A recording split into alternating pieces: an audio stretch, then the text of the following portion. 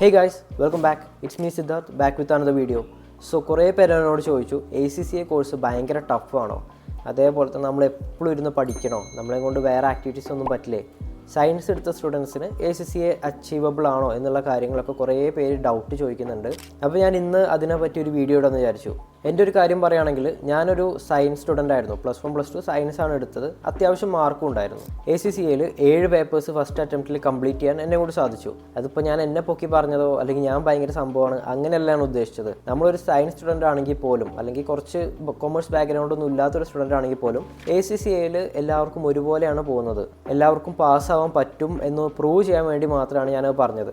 ഇതിൽ തന്നെ ഇനി എനിക്ക് ബാക്കിയുള്ളത് ഓഡിറ്റും PMO ആണ്. ഏറ്റവും കൂടുതൽ പാസ് റേറ്റ് കുറവുള്ള 2 പേപ്പേഴ്സ്. ഞാനത് അറ്റംപ്റ്റ് ചെയ്യാൻ പേടിച്ചിട്ട് തന്നെ ലാസ്റ്റിലേക്ക് മാറ്റി വെച്ചതാണ്. പക്ഷേ ഇനി എനിക്ക് പോകാൻ വേറെ വഴിയില്ല, ഇത് രണ്ടും തന്നെ എടുക്കണം. സോ ഈ മാർച്ച് അറ്റംപ്റ്റിൽ ഓഡിറ്റാണ് എടുക്കുന്നത്. അത് പഠിച്ചുകൊണ്ടിരിക്കുകയാണ്. കാര്യങ്ങൾ സ്റ്റഡി വ്ലോഗ്സ് ഒക്കെ ഞാൻ അപ്ലോഡ് ചെയ്യുന്നുണ്ട്. സോ നിങ്ങൾ എൻ്റെ സ്റ്റഡി വ്ലോഗ്സ് ഒന്നും കണ്ടിട്ടില്ലെങ്കിൽ ഞാനിവിടെ ലിങ്ക് കൊടുക്കാം, നിങ്ങൾ ജസ്റ്റ് ഒന്ന് കണ്ടു നോക്കുക കേട്ടോ. അത് കഴിഞ്ഞാൽ ബാക്കിയുള്ള പേപ്പർ എന്ന് പറയുന്നത് PM ആണ്. അതും കുറച്ച് സീനാണ്. അത് ഇനി അറ്റംപ്റ്റ് ചെയ്ത് പഠിക്കാൻ തുടങ്ങുമ്പോഴേ അറിയുള്ളൂ. നിങ്ങളിപ്പോൾ ഒരു +2 ഒക്കെ കഴിയാനായിട്ടുള്ള സ്റ്റുഡൻ്റ് ആണെങ്കിൽ, ഇപ്പോൾ മാർച്ചിലാണല്ലോ എക്സാം വരുന്നത്, അപ്പോൾ +2 ഒക്കെ കഴിയാനായിട്ടുള്ള ഒരു സ്റ്റുഡൻ്റ് ആണെങ്കിൽ നിങ്ങൾക്ക് ACCA എടുക്കാൻ ഇൻട്രസ്റ്റ് ഉണ്ടെങ്കിൽ ഞാൻ നിങ്ങൾക്ക് കുറച്ച് കാര്യങ്ങൾ പറഞ്ഞുതരാം.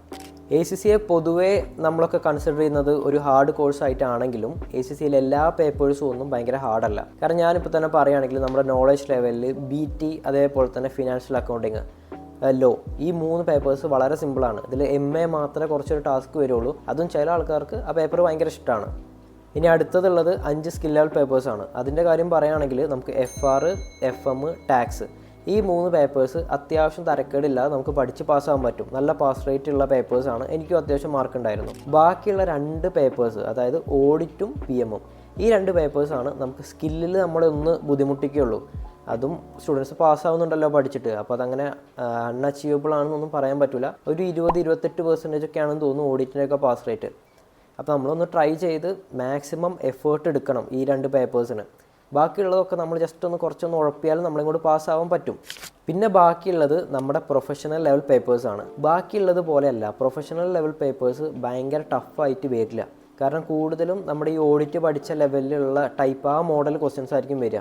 കുറച്ചും കൂടി നമ്മുടെ പ്രാക്ടിക്കൽ നോളജ് അപ്ലൈ ചെയ്യാനും അങ്ങനെ ഇങ്ങനെയൊക്കെ ആയിട്ട്. നമ്മളപ്പോൾ ഇത്രയും സംഭവങ്ങൾ പഠിച്ച് എത്തിയതായതുകൊണ്ട് തന്നെ പ്രൊഫഷണലിൽ അങ്ങനെ നമുക്ക് ഒരുപാട് എഫേർട്ട് എടുക്കേണ്ട ആവശ്യം വരില്ല. ഒരുപാട് പേരിങ്ങനെ വർക്ക് ചെയ്തിട്ടും കാര്യങ്ങളൊക്കെ പ്രൊഫഷണൽ ലെവൽ പേപ്പേഴ്സൊക്കെ പാസ്സാവുന്നുണ്ടല്ലോ. അപ്പോൾ അവരെയും കൊണ്ട് ഫുൾ ടൈം ജോലി ചെയ്ത് ബാക്കി കിട്ടുന്ന തുച്ഛമായ സമയം ഇരുന്ന് പഠിച്ച് പാസ്സാവാൻ പറ്റുമെങ്കിൽ നിങ്ങൾ എന്തുകൊണ്ടും +2 കഴിഞ്ഞിട്ട് ഒരു ഫുൾ ടൈം സ്റ്റുഡൻ്റ് ആണെങ്കിൽ പാസ്സാവാൻ പറ്റണമല്ലോ. പിന്നെന്താ വെച്ചാൽ ACCA നിങ്ങൾക്ക് പറ്റിയൊരു കോഴ്സ് ആണോ എന്ന് നിങ്ങൾക്ക് ആദ്യത്തെ ഒരു 4 പേപ്പർ ചെയ്യുമ്പോൾ തന്നെ മനസ്സിലാവും.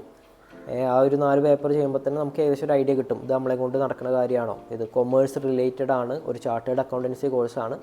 അപ്പോൾ ഇതെല്ലാവരുടെയും കപ്പ് ഓഫ് ടീ ആവണമെന്നില്ല. നിങ്ങൾക്ക് ചിലപ്പോൾ ഒന്നും കൂടി സയൻസ് റിലേറ്റഡ് ആയിട്ടുള്ള കോഴ്സുകളിലായിരിക്കും നിങ്ങളുടെ ബ്രെയിനിന് ഒന്നും കൂടി വർക്ക് ചെയ്യാൻ പറ്റുക, ഫങ്ഷൻ ചെയ്യാൻ പറ്റുക. നമ്പേഴ്സ് കൂടുതലുള്ള ഏതെങ്കിലും ടോപ്പിക് ആകുമ്പോൾ നമുക്കത് പഠിക്കാൻ പറ്റിക്കോണമെന്നില്ല. സോ നിങ്ങളുടെ ആഗ്രഹം മാത്രമല്ല, നമുക്കത് പറ്റുമോ എന്നും കൂടി നിങ്ങൾ ഒന്ന് വാല്യൂ ചെയ്യണം. അത് ആദ്യത്തെ 4 പേപ്പർ ചെയ്യുമ്പോൾ തന്നെ നിങ്ങൾക്ക് മനസ്സിലാവും. പിന്നെ നിങ്ങൾ പഠിക്കാതെ ഉഴപ്പി നടക്കാൻ പറ്റിയൊരു കോഴ്സാണ് ACCA എന്ന് എനിക്ക് തോന്നുന്നില്ല.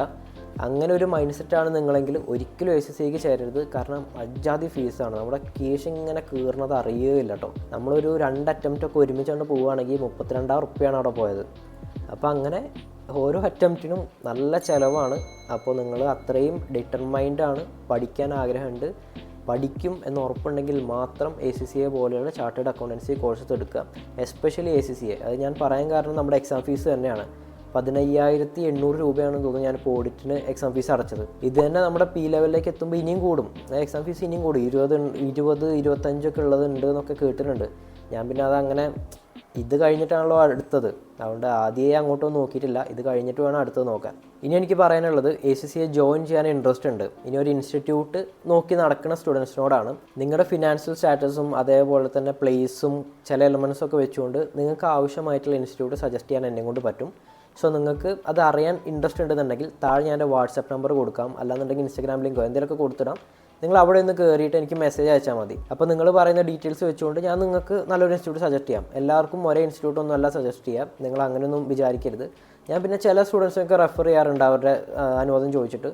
അതിപ്പോൾ നിങ്ങളൊരു ACCA സ്റ്റുഡൻ്റ് ആണെന്നുണ്ടെങ്കിൽ നിങ്ങൾക്കും അത് ചെയ്യാൻ പറ്റും. അല്ലാതെ അത് എനിക്ക് മാത്രമായിട്ടുള്ളൊരു ഒരു ഫീച്ചർ അല്ല, അല്ലെങ്കിൽ ഒരു ഓപ്ഷൻ അല്ല, എല്ലാവർക്കും ചെയ്യാൻ പറ്റും റെഫർ ചെയ്യാന്ന് പറയുന്നത്. സോ നിങ്ങൾക്ക് ACCA കോഴ്സിനെ പറ്റി ഏകദേശം ഒരു ഐഡിയ കിട്ടിയെന്ന് ഞാൻ വിശ്വസിക്കുന്നു.